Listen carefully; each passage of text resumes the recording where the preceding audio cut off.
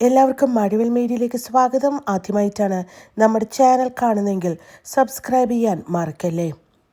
കൃഷ്ണകുമാറിനെയും മക്കളായ 4 പേരെയും സോഷ്യൽ മീഡിയയിലുള്ള എല്ലാവർക്കും സുപരിചിതരാണ്. അതുമാത്രമല്ല, സോഷ്യൽ മീഡിയയിലുള്ള ഒരു ഫെയിം ബിസിനസ് കാര്യങ്ങളിലേക്കും ഇവർ മാറ്റിയിട്ടുണ്ട്.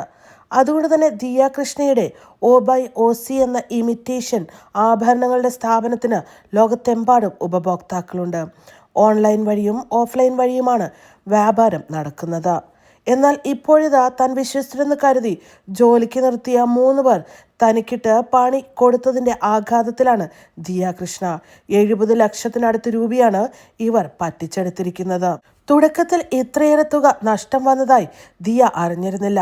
പ്രഗ്നൻ്റ് ആയിരുന്ന ദിയ കുറച്ചു കാലങ്ങളായിട്ട് ബിസിനസ്സിൽ അത്രയ്ക്ക് ശ്രദ്ധിച്ചിരുന്നില്ല.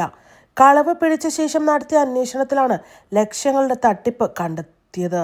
പൂർണ്ണ ഗർഭിണിയായ ദിയ മാനസികമായി വളരെ തകർന്ന അവസ്ഥയിലായിരുന്നു.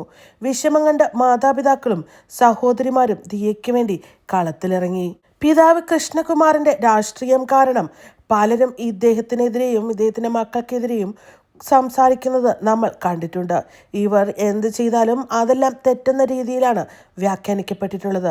ഒരു വ്യത്യാസം മാത്രമേ ഉള്ളൂ. കാരണം ഈ പറയുന്ന ആൾക്കാർ വിശ്വസിക്കുന്ന ഒരു രാഷ്ട്രീയത്തിലല്ല ഇവർ വിശ്വസിക്കുന്നത്.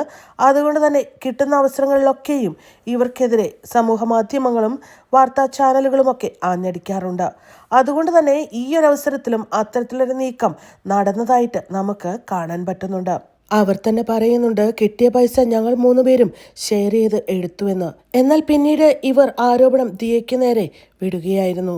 മാത്രമല്ല, ടാക്സ് വെട്ടിക്കാൻ വേണ്ടി ദിയ ഞങ്ങളുടെ അക്കൗണ്ടിലേക്ക് പൈസ മേടിക്കാൻ പറഞ്ഞുവെന്നും ജാതീയ ആരോപണങ്ങൾ തങ്ങൾക്ക് നേരെ ഉന്നയിച്ചെന്നും ഈ 3 പേരും പറഞ്ഞു. എന്നാൽ ജാതി ആരോപണം താൻ നടത്തിയിട്ടില്ലെന്നും തൻ്റെ പിതാവ് ഒരു നായരും അമ്മ ഈഴവയും അതേപോലെ തൻ്റെ ഭർത്താവ് ഒരു ബ്രാഹ്മണനാണെന്നും അതുകൊണ്ട് തന്നെ ജാതീയമായിട്ടുള്ള ഒരു കാര്യങ്ങളും എന്നെ സംബന്ധിച്ചില്ല എന്നും ദിയ കൂട്ടിച്ചേർത്തു. ശരിക്കും ഇവിടെ കണ്ട ഏറ്റവും വിഷമകരമായ സംഭവം എന്താ വെച്ച് കഴിഞ്ഞാൽ, ഒരു വ്യക്തി അദ്ദേഹത്തിന് വയ്യാതായിരിക്കുന്നൊരു സമയം, പ്രഗ്നൻ്റ് ആയിരിക്കുകയാണ്. പഴയതുപോലെ ബിസിനസ്സിൽ ശ്രദ്ധിക്കാൻ പറ്റാത്ത അവസരത്തിൽ തൻ്റെ ജോലി ചെയ്യുന്നവരെ പൂർണ്ണമായിട്ടും കാര്യങ്ങൾ വിശ്വസിച്ച് ഏൽപ്പിക്കുന്നു. പക്ഷേ പുര കത്തുമ്പോൾ വാഴ വെട്ടുന്ന ഒരു രീതിയിലേക്ക് അവർ ആ സമയം നോക്കി ലക്ഷക്കണക്കിന് രൂപ അടിച്ചെടുക്കുന്നു. ദിയ ഒരു ജാതി നോക്കുന്ന വ്യക്തിയാണെങ്കിൽ എങ്ങനെയാണ് ജാതിയിൽ താഴ്ന്നതെന്ന് സ്വയം പറയുന്ന ഇവർക്ക് ഈ ഒരു സ്ഥാപനത്തിൽ ജോലി ലഭിച്ചത്? തീർച്ചയായിട്ടും പാവങ്ങളാണല്ലോ, സാമ്പത്തികമായിട്ട് എന്തെങ്കിലും സഹായം തനിക്ക് സാലറി ആയിട്ട് കൊടുക്കാമല്ലോ എന്നൊക്കെ വിചാരിച്ചിട്ടായിരിക്കുമല്ലോ ദിയ ആ സ്ഥാപനത്തിൽ ഈ പെൺകുട്ടികളെ ജോലിക്കെടുത്തത്. പക്ഷേ ആ പെൺകുട്ടികൾ അവസരം